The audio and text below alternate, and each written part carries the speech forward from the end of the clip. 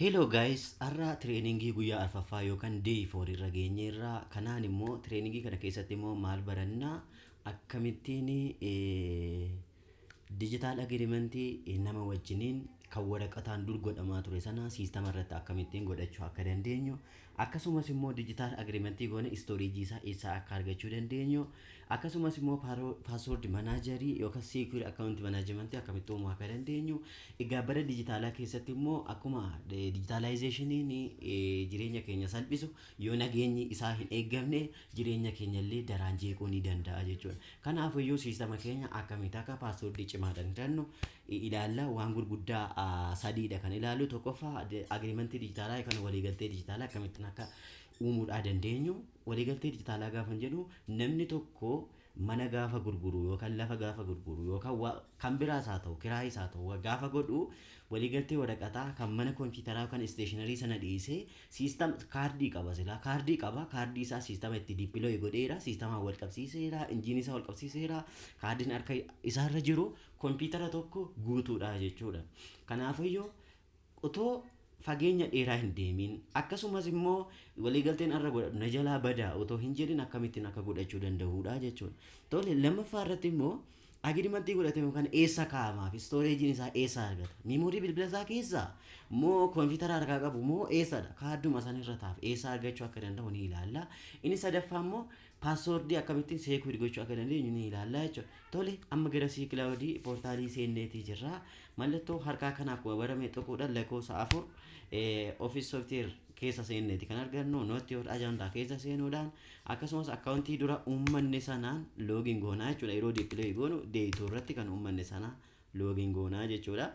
Tole yeroo san paaswoordii kan koo nangashaa karaa booda access gochuu ni dandeessu. Egaa maalan isiniin jedhee waliigaltee akkamitti uumuu dandeenyaan eehoo meenuu kana jala seenuudhaan make agreementii ni jennaa jechuudha. Tole make agreementii naan fidee jira.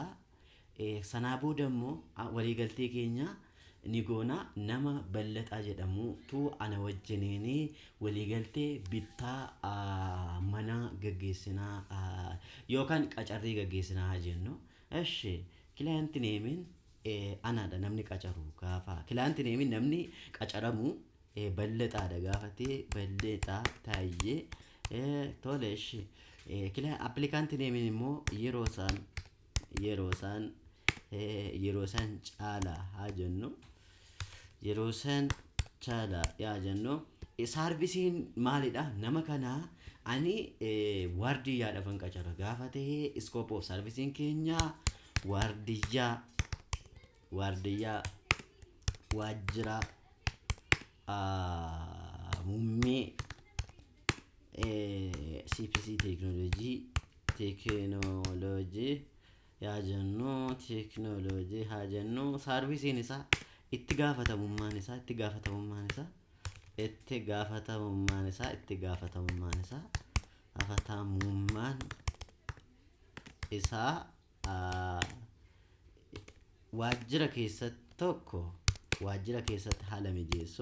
waajjira keessatti haala mijeessu ifama. Lammaffaa naannoo waajjiraa eeguu jennee akkasumas tokko lama sadii jennee iskooppii isaa akkasumas saarvisii namni kun achi keessatti kennu barreessuu nan danda'a jechuudha. Sanaa booda immoo terms of service maalidhaan ji'aani moo maaliidhaan kan jennu ji'aan ta'uu danda'a. Yaa ji'aan qacarame ji'aan yaa jedhu ji'aan jedhen bira darba ji'aan start date isaa today jedha. End date isaa ji'a itti end date isaa bara 2026 jira bara 2000 kontiraata haa jennu ji'a 3 booda haa jennu January gaafa jennu ji'a 3 asis jijjiiruu ni dandeenya duwwaa ji'a 3 hojjeta haa jennu. list of equipment provided meeshaan kennameefi eshi uffata dambii kennameefi jira uffata dambii kennameefi jira eshi kennameef jira akkasumas immoo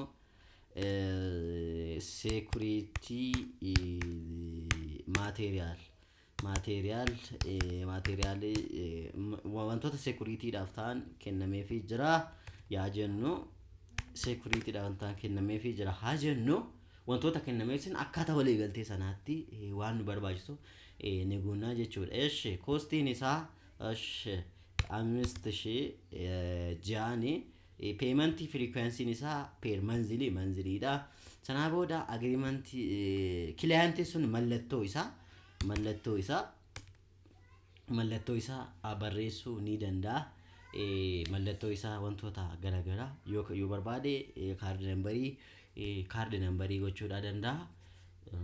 Eshi yookaan immoo uummatee gochuu danda'a. Eshi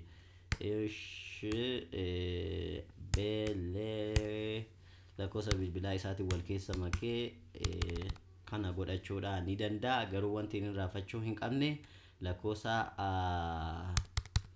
kana irraafachuu mallattoo isaa kana irraafachuu hin qabu. Akkasuma contract signature yookaan applikantiin suni namni employee nama sana godhuunis mallattoo isaa qabaachuu qaba.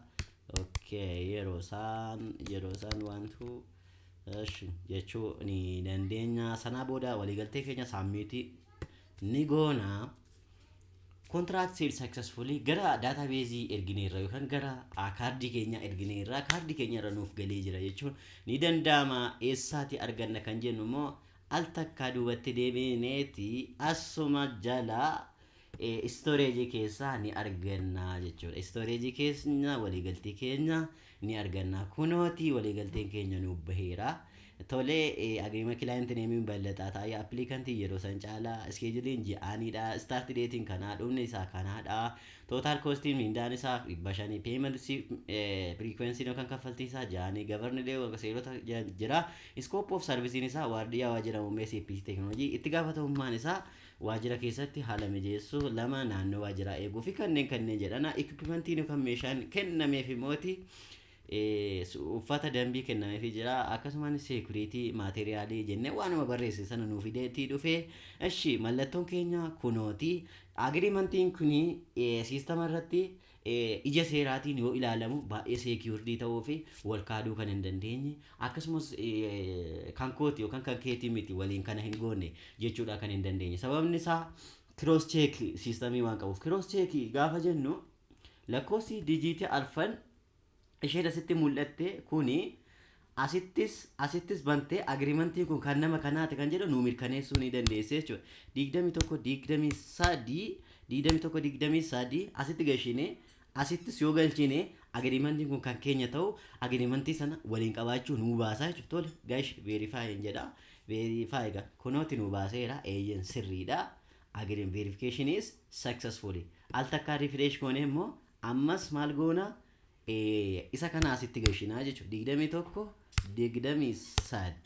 23 amas okay verify agent agreementiin kun kan keenya jechuudha. Tole client signature yookaan mallattooni mindeessaa kana abbaa waliigaltee taasise kana asittis baneera as karaa lamaanittuu baneera. Tole 39 kunis akkasuma karaa lamaanittuu cross check ta'uu qaba banuu qaba jechuudha. Tole eshi 39 asittis eshi check yaa goonu agreementiin kun kan keenya verify successful. I'm sorry gara dubattan deebi'e. Ammasi 39 kana asitti gashuudha qabna jechuudha. 39 kana successful. Tole verify successful luun jedhee jira jechuudha. Amma agreementiin kun kan nama bal'ataa taa'ee fi yeroo san ta'uu kana beekamaadha. Ifaa sababni isaa cross check signature numberii kana iddoo lamaanittu nu gasheera. Otoo signature numberii kana iddoo lamaatti nuuf hin banu ta'e 21 kun dhufee asitti check nuuf hin godhu ta'e yookaan 39 kun dhufee asirratti check nuuf hin godhu ta'e maalin ta'u jechuudha. Agreementiin kun kan keenya miti jechuudha. Agreementiin kun kan keenya miti jechuudha. Kana fakkaata. Inni sadaffaan immoo paaswoordii kan akkuma isinitti himee paaswoordii jabaa fayyadamu. Fakkeenyaaf as jala paaswoordii naannoo kanatti jijjiirannu kana paaswoordii jabaa fayyadamuun dirqama keenya change password jennee paaswoordii salphaa kan akka tokko lama jennee qubee wantoota tokko lama sadii afurii wantoota akkasii kana paaswoordii haala salphaatti namni yaadachuu danda'u kana fayyadamuun siistama kamirratti iyyuu hin jajjabeeffamu. Tokkoffaa paaswoordii yaadachuu dandeenya. Akkasumas immoo itti aansee paaswoordii haala salphaadhaan ofii keenya yaadachuu dandeenya. Namni biraa garuu tasuma beekuu hin dandeenye yeroo kamiyyuu irraanfachuu hin dandeenye. Bifa sanaan paaswoordii seekiyuurdii ta'ee qabaachuun siistama kamirratti iyyuu hin gorfama. D5 itti fufaa.